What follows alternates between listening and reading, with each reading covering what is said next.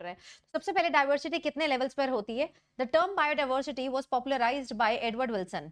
ठीक है, पहले तो आपको ये याद रखना है, the term was popularised by sociobiologist Edward Wilson. And diversity अपन लोग यहाँ पर सारे लेवल्स पे पढ़ते हैं। मेजरली आपको genetic, species and ecological diversity दी हुई है।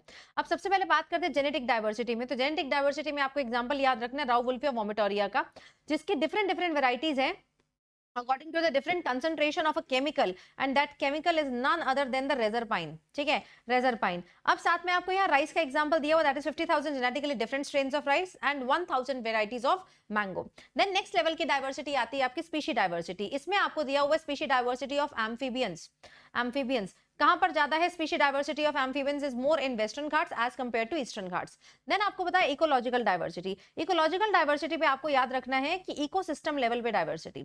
इकोसिस्टम की अगर मैं बात करूं तो इंडिया के अंदर बहुत सारे इकोसिस्टम है as compare to Scandinavian countries, example Norway, Norway के कंपैरिजन में।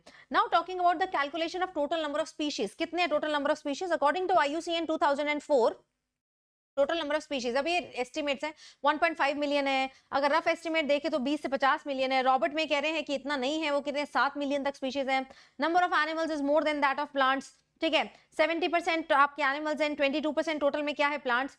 अब अगर एनिमल्स की बात करें तो उसमें से भी 70% आपके क्या है? इंसेक्ट्स, एंड बाकी के स्पीशी आपके plants and other, fungi, bryophytes, gymnosperms, ये हैं। अब इंडिया की अगर बात करें, India is one of the 12 mega diverse countries on earth and इसका 8th रैंक आता है, जबकि हमारे पास लैंड ज्यादा नहीं है, लैंड का कंट्रीब्यूशन है जस्ट 8.1%।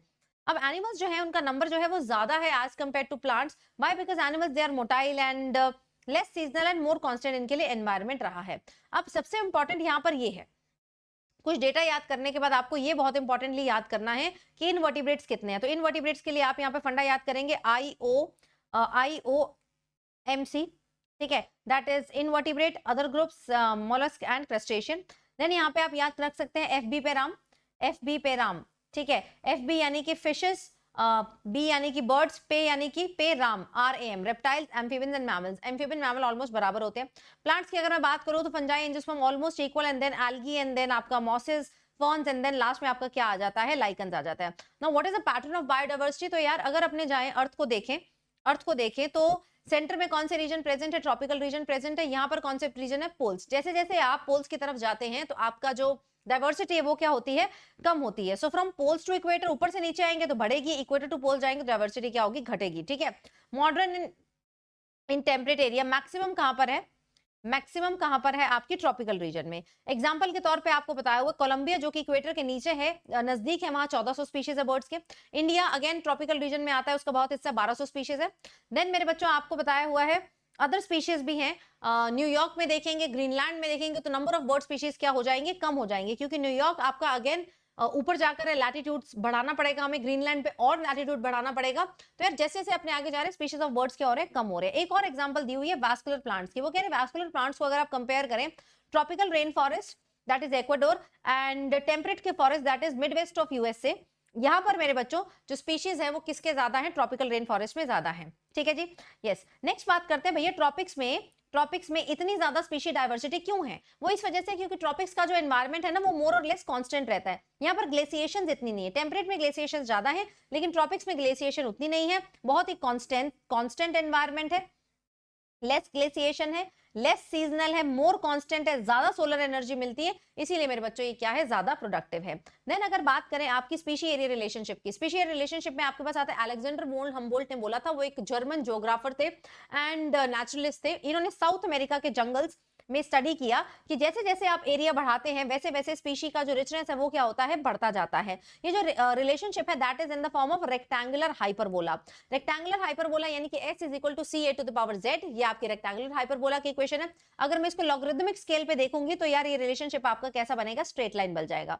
ठीक है, तो s is equal to CA to the power z and log s is equal to log c plus z log a। यहाँ पर s स्पीशी रिचनेस है, a एरिया है, z slope of line, very very very important, and c जो है वो क्या है? y का इंटरसेप्ट है। अब इन z बेसिकली होता क्या है? z की वैल्यू ज्यादा नहीं होती।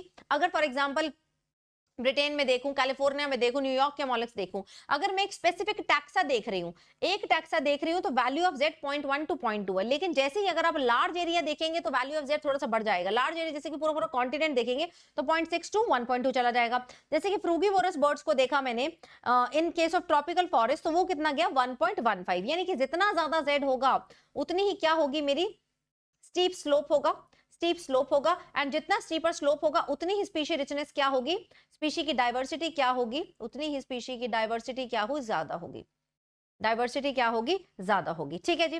देन आता है व्हाट इज द इंपॉर्टेंस, अपने लोग इतनी इंपॉर्टेंस क्यों दे रहे हैं, क्यों स्पीशी की डाइवर्सिटी ज्यादा होनी चाहिए, क्योंकि अगर स्पीशी की डाइवर्सिटी ज्यादा होगी तभी एक इकोसिस्टम में क्या होगा, स्टेबिलिटी ज्यादा होगी।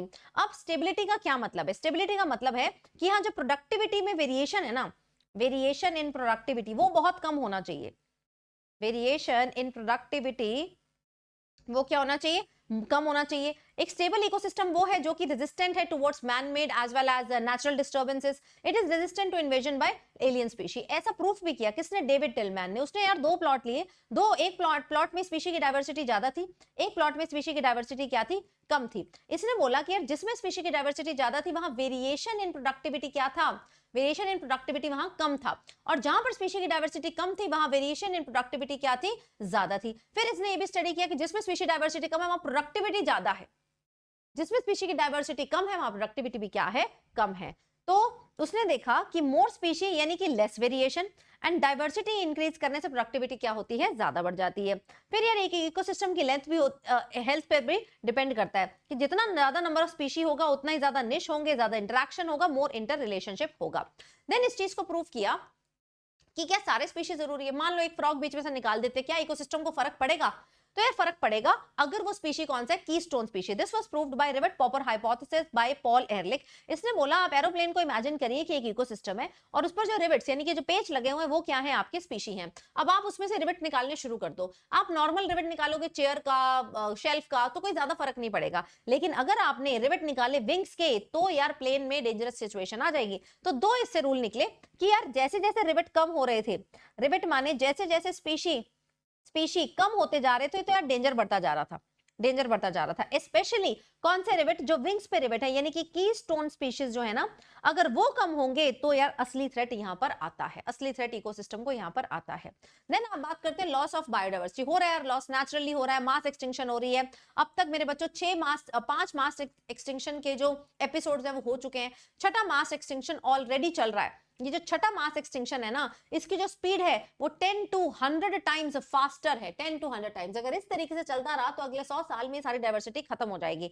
एंड जो छठा मास एक्सटिंक्शन है वो मैन मेड हो रहा है, यानी कि एंथ्रोपोजेनिक हो रहा है। ठीक है, एग्जांपल, क्या ह्यूमन के आने से फर्क पड़ता है, हाँ पड़ता है। Due to colonization of Pacific island, इससे क्या हुआ, 2000 स्पीशीज ऑफ बर्ड जो है वो एक्सटिंक्ट हो गए। IUCN ने फिर लिस्ट भी दी है, क्या दी है कि 784 स्पीशीज एक्सटिंक्ट हुए पिछले 500 साल में, जिसमें 338 वर्टिब्रेट्स है, 359 इनवर्टिब्रेट्स हैं, आपके इतने प्लांट्स हैं। अब और कौन कौन एक्सटिंक्ट हुआ, जैसे कि डोडो, क्वागा, थाइलेसिन, स्टेलर सी काउ, 3 सब स्पीशीज ऑफ टाइगर, बाली, जवान, कैस्पियन, ये सब एक्सटिंक्ट हो गए। अब कहां से एक्सटिंक्ट हो गए, ये बड़ा इंपॉर्टेंट है। डोडो जैसे एक्सटिंक्ट हुआ है आपका मॉरिशस से, क्वागा अफ्रीका से, थाइलेसिन ऑस्ट्रेलिया से, स्टेलर सी काउ रशिया से। ये चारों बहुत बहुत बहुत इंपॉर्टेंट, आपको याद रखने। इनका एरिया भी मैंने वर्बली बोला है, इसको आपको रिमाइंड करना, नहीं तो लिख लेना यहाँ पर। ठीक है, अब बहुत सारे स्पीशीज जो है जिनको खतरा है, थ्रेट फॉर एक्सटिंक्शन है, थ्रेट फॉर एक्सटिंक्शन है। 15,500 स्पीशीज को थ्रेट है, जिसमें से आपके सबसे ज्यादा आ जाते हैं एम्फीबिया, 32% एम्फीबिया। 32 का जस्ट उल्टा करोगे 23 आ जाएगा, 3223। मैमल्स है, मैमल्स का ऑलमोस्ट हाफ कितना है आपका, बर्ड्स, 12% बर्ड्स को यार आपके खतरा है, 31% जिम्नोस्पर्म को क्या है, खतरा है। अब यार अगर लॉस ऑफ बायोडाइवर्सिटी हुआ तो क्या प्रॉब्लम आएगी, प्रोडक्टिविटी डिक्रीज हो जाएगी, रेजिस्टेंस जो है वो कम हो जाएगी, वेरिएबिलिटी इकोसिस्टम में क्या हो जाएगी, बढ़ जाएगी। तो क्या कम हो रहा है, क्या बढ़ रहा है, ये आपको बहुत फोकस से ध्यान देना है। Now what are the causes of biodiversity loss, very very very important. 4 number का सवाल आपके पास आएगा, that is the evil quartet. सबसे इंपॉर्टेंट इविल क्वार्टेट में habitat loss, fragmentation, over exploitation, alien species, coexistence. इन चारों में से मोस्ट इंपॉर्टेंट पे भी सवाल आ चुका है, that is habitat loss and fragmentation. अगर मैं हैबिटेट लॉस की बात करूंगी यहाँ पर, तो हैबिटेट लॉस यानी कि डिफॉरेस्टेशन बेसिकली होना, उनके जंगल वंगल खत्म कर देना। इसका मेजर एग्जांपल क्या है कि जो ट्रॉपिकल रेन फॉरेस्ट है, कौन, ट्रॉपिकल रेन फॉरेस्ट में अर्लियर एरिया कितना होता था 14%, वो डिक्रीज होकर कितना हो गया 6% रह गया है। और ऐसा क्यों किया गया है? ऐसे इसीलिए किया गया ताकि यार वहां पे सोयाबीन उगा पाए, प्लस उसको ग्रासलैंड में कन्वर्ट कर पाए for the grazing of the beef cattle. साथ ही में फ्रेगमेंटेशन करेगी। फ्रेगमेंटेशन मतलब बड़े से जंगल के अंदर बीच में रोड निकाल देनी, कैनॉल निकाल देना। इससे दो लोगों को नुकसान हुआ है। एक जो मैमल्स और बर्ड्स जिनको लार्ज टेरिटरी चाहिए होती थी, उनको नुकसान हुआ है, ठीक है, उनका तो बेटा फ्रेगमेंटेशन हो गया। और किसको नुकसान हुआ? माइग्रेटरी बर्ड्स, ठीक है, फ्रेगमेंटेशन का नुकसान इनको है, लार्ज टेरिटोरी, ठीक है जी।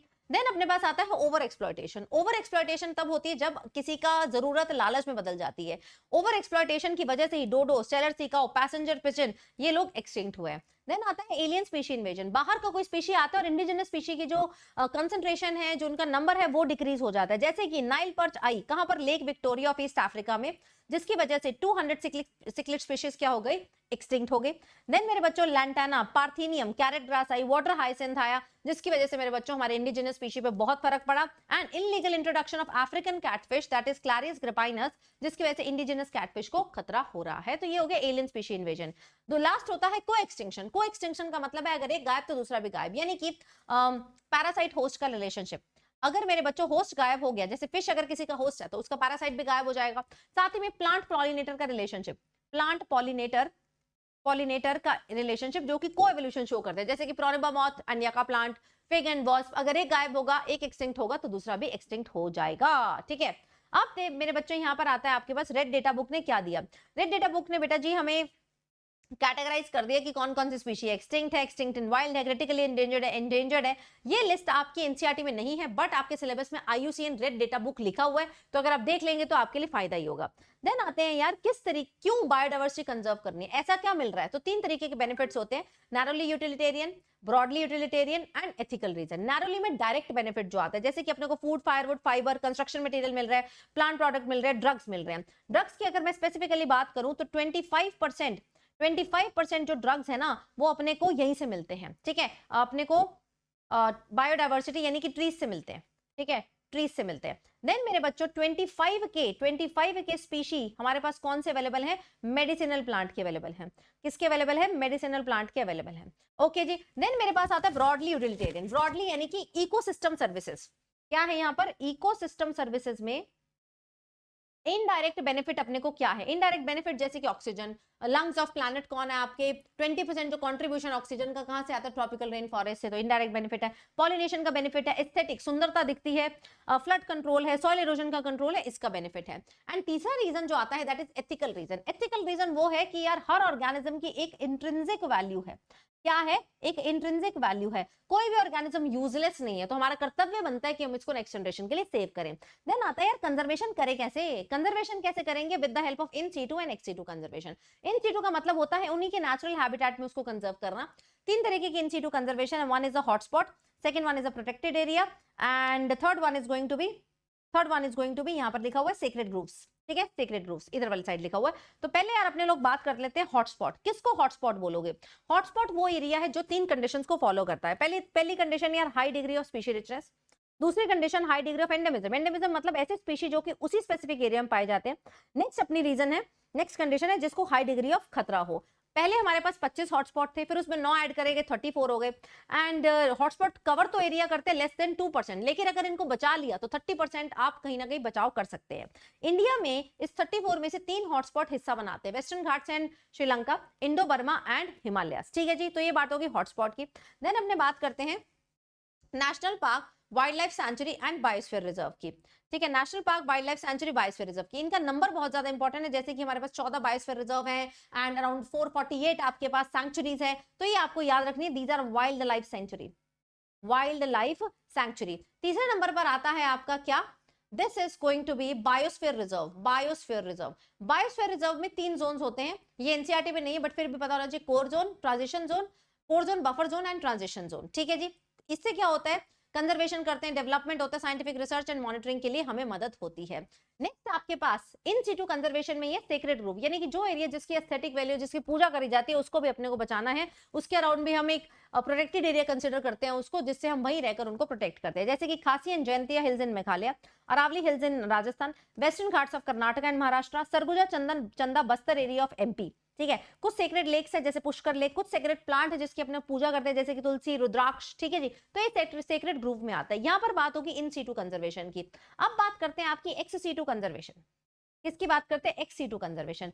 एक्स सीटू में क्या क्या आएगा? प्लांट को मेरे बच्चों उसके नेचुरल हैबिटेट से बाहर निकालना है एंड स्पेशल एनवायरनमेंट में रखना है। ये किसको रखना है? सबको नहीं, जिसको खतरा हो। ऐसे प्लांट जिसको खतरा है एक्सटिंक्शन का, उसको रखेंगे। जैसे कि सेक्रेट प्लांट को आप घर रखते हैं, तुलसी को घर पे भी ग्रो कर रहे हैं। मेन आपके यहाँ पर क्या आता है? जू आता है आपका, बोटानिकल गार्डन आता है, बोटानिकल गार्डन आता है। ठीक है, जू आता है, बोटानिकल गार्डन आता है। आप गैमीट की बैंकिंग कर सकते हैं, गैमीट की बैंकिंग कर सकते हैं क्रायो प्रिजर्वेशन के द्वारा, यानी कि -196 डिग्री सेंटीग्रेड में लिक्विड नाइट्रोजन के अंदर सीड बैंक्स आ जाएंगे आपके पास। ये सारी चीजें आपकी किस में आ जाती हैं? एक्स सीटू कंजर्वेशन के अंदर आ जाती हैं। नेक्स्ट अपने पास आता है कि यार वर्ल्ड लेवल पर क्या हो रहा है। वर्ल्ड लेवल पे अगर मैं बताऊं तो सबसे पहले अर्थ समिट, बड़े लेवल पे आपको क्या याद रखना है? अर्थ समिट कब हुआ था? 1992 में, very important, Rio de Janeiro में।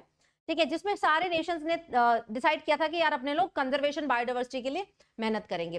देन हुआ उससे 10 साल बाद, 10 साल का गैप है, 2002 में जोहान्सबर्ग में साउथ अफ्रीका में वर्ल्ड समिट, जिसमें 190 कंट्रीज ने प्लेज लिया कि अगले 8 साल के अंदर अंदर हम लोग क्या कर देंगे? बायोडाइवर्सिटी का लॉस को मिनिमम कर देंगे। ठीक है, by 2010 we will achieve commitment to achieve reduction in the loss of biodiversity. तो ये कुछ इंपॉर्टेंट चीजें हैं जो आपको याद रखनी है। बहुत ही स्कोरिंग चैप्टर है, इसके ये वाले सारे नोट्स आपको मेरे टेलीग्राम पर मिलते हैं। टेलीग्राम मेरा ही